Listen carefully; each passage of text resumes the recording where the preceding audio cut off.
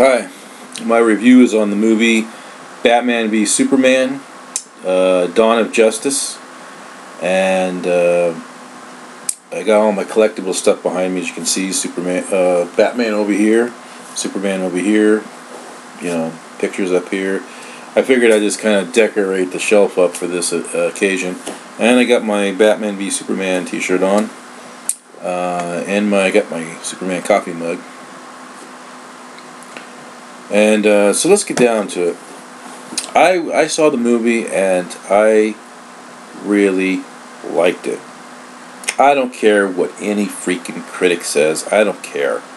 I like the movie. That's my opinion. I enjoyed it, and that's all that matters. I don't care about all the hate. And I will get to about the critics later on in this review, because I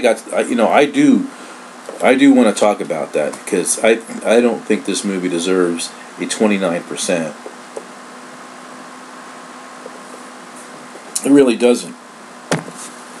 Yeah, I thought it was pretty good. Now, the movie starts off, they show footage, and this is a spoiler review, by the way, so I want to get that out of the way. But in the beginning of the movie, you see the young Bruce Wayne and all that, and then eventually they show the point in the movie where, what happened in Man of Steel, where the city is getting destroyed and all that, and you saw in the trailer where you see Bruce Wayne running down the street and looks up like that and sees everything getting destroyed. Well, so that happens. And but Batman and Superman don't like each other too at first, because Batman doesn't like Superman because he thinks Superman is, he can't be trustworthy. The world. The city of Metropolis almost was completely wiped out. Worse, really badly. The whole world. He doesn't seem to think Superman is a very trustworthy guy. That he's dangerous.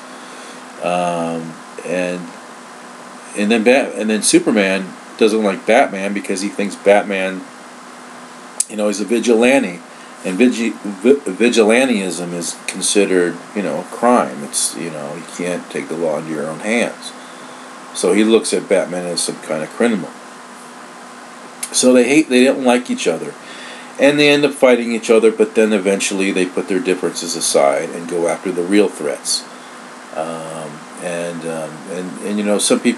Some of the critics I've heard say that this movie has several different stories. I really thought it only had two different stories, because one story was Batman versus Superman.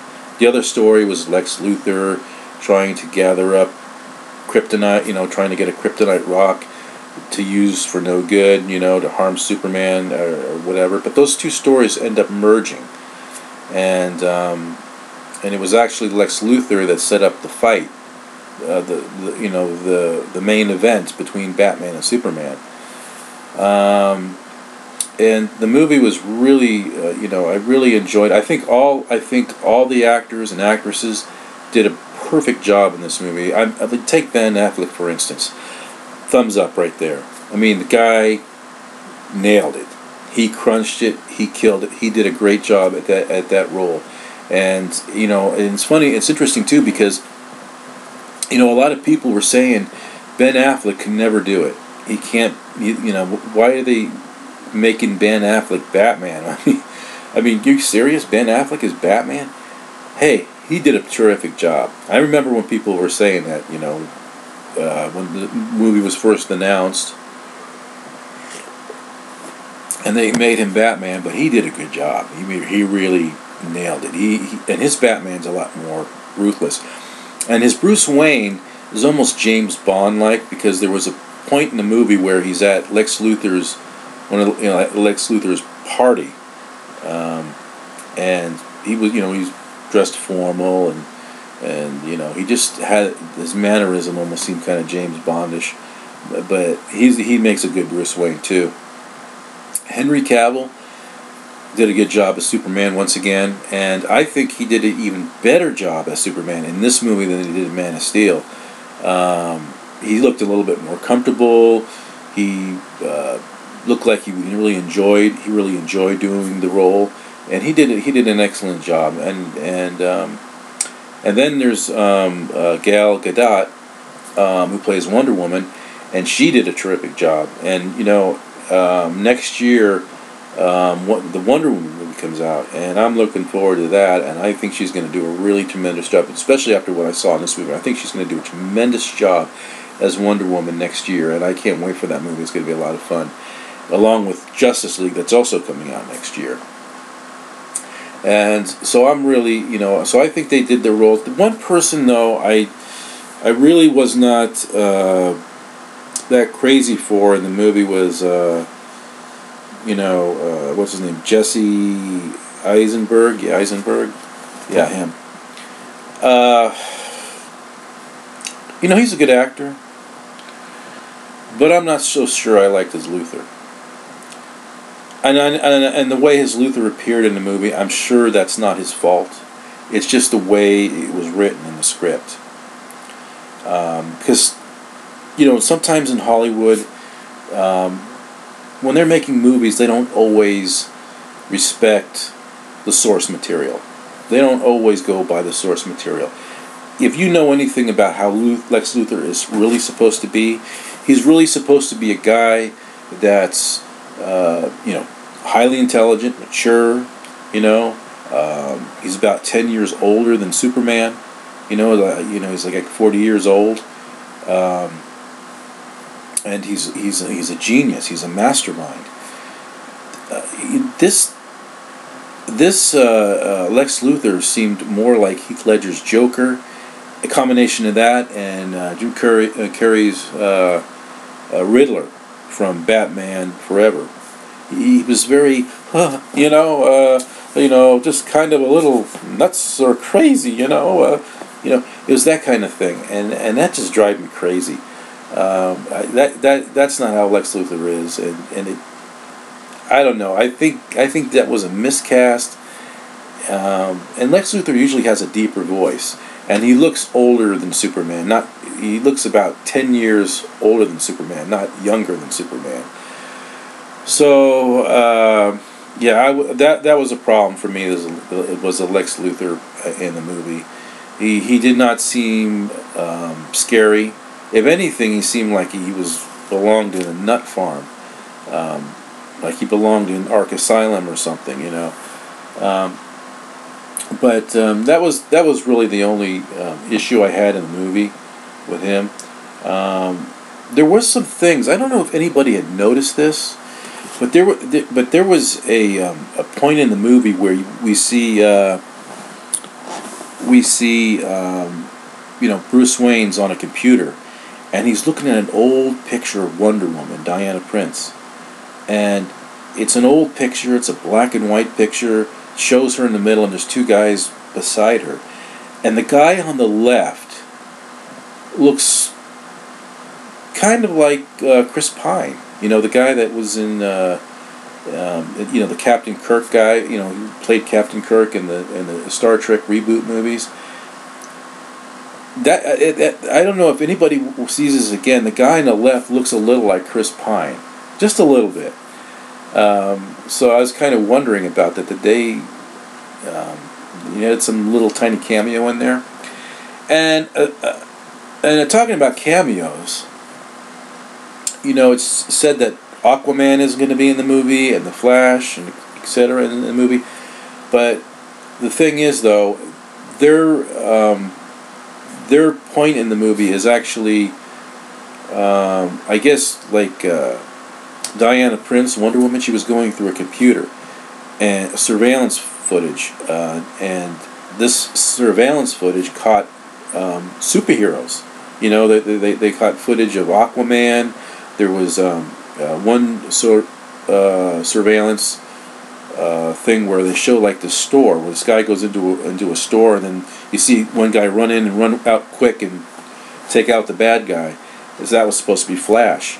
And those were the only So people that are planning on seeing the Flash in this movie and Aquaman, just remember, it's just a little tiny bit that you see them, and it's all on a surveillance monitor that Wonder Woman was looking at. So, that's how that will all work. Yeah, so I think that's about all you see is of Aquaman, the Flash, and the other characters is on a surveillance video that that Diana Prince, Wonder Woman, is looking at, and she sees these different surveillance videos, seeing these other people with extraordinary abilities like Aquaman and the Flash. But that's about all you get of these people in this movie, just small little bits. Another thing, I like the music done in this movie. See, I got the soundtrack right there, and this is beautifully done by Hans Zimmer. I mean, I haven't opened it up yet, but I've listened to the music through the movie, and I just thought the music was just outstanding. And of course, and this is, like I said, it's a spoiler review, but already know if you've seen the movie, Superman dies, and he'll be back. He'll be back, because we all know the story about Doomsday and Superman and how Superman comes back. He'll be back. Plus, Henry Cavill's name is on the cast list for Justice League, so don't worry, people, if you're, Superman will be back. But what's, come to think of it, though, what's ironic, though, is that if I remember correctly, when Doomsday killed Superman in the comics, that issue came out on a Tuesday of that year. If I can remember correctly, it was on a Tuesday of that year. And on the soundtrack, there's a song called Tuesday. So maybe, coincidence maybe? I don't know. But probably. Now, the critics, don't listen to the critics, okay? Take it from me. Don't listen to the critics. What you need to do is you need to go to the movie and you need to make up your own mind. Go and watch it and decide. Because, leading up to, when the critics, in the press, they went to the movie on I think Sunday night, earlier in the week. And then on Tuesday they released the reviews. And they started putting lots of rotten reviews up. And then you go through the whole week watching that percentage dropping all the way down, it was like from the 40s something, and it was going all the way down. Now it's at like 29 or something like that. And and leading up to the movie, I went and saw it anyway because I bought my tickets way in advance. So I'm like, I'm going to see it and just see what I think. And I went into the movie, and like I said, I enjoyed the film. I couldn't understand what the critics were talking about. I mean, the movie looked fine to me. I didn't see anything wrong with it. I mean, these critics, I mean, the movie doesn't deserve a 29%. And there's this one idiot critic out there. I was reading on Rotten Tomatoes. This one guy says, "Oh, the film is worse than the latest Fantastic Four movie. Oh, it's worse than Batman and Robin. Oh, it's worse than Catwoman." No freaking way is it worse than those movies. Are you out of your mind? And the guy almost said that it was, it was just a teed better than Superman 4: The Quest for Peace. Come on, that guy's an idiot, man. That guy is an idiot if he thinks that movie's that bad. It's not that bad. It's kind of silly for somebody to put something like that. But no, the movie's good. And but that's my eyes. My eyes saw a good film. Maybe it's one of those kind of movies, like I was saying. You're either going to love it or you're going to hate it, and you have to make up the mind. You have to make up your mind and decide whether you love the film or you hate the film. And but in my opinion, I like the film, and I've seen it twice already, and I'm going to see it again. And when it comes out on DVD, I'm buying it. When it comes out on DVD, I'm going to buy that movie, and I'm going to probably watch it more and more. It's like I said, it's like the Dark Knight. It's like a cross between the Dark Knight and the Man of Steel, and so the Dark Knight trilogy and the Man of Steel. And there's nothing absolutely wrong with that at all. Nothing. Frankly, that's pretty darn good. And but anyways, go see the movie, make up your mind, see what you think. Um, but don't listen to the critics. I'm kind of appalled at what they're doing with the movie. 29%. I think they're being a bit harsh. Um, I just don't. I mean, I'm trying to make sense out of why they think this movie's bad, but I can't. I can't. I don't know what it is they're. I don't know. It's kind of weird. I don't know why people think it's a bad film. It just kind of has me a little bit, thinking, how could that be? It just seemed like a good film to me. But anyways, that's my review. Like I said, just go to the movie. Go to the movie, see it, make up your mind, and if you like it, great. It worked for me that way. So, all right. Until the next video, everybody. Take care and have a good week.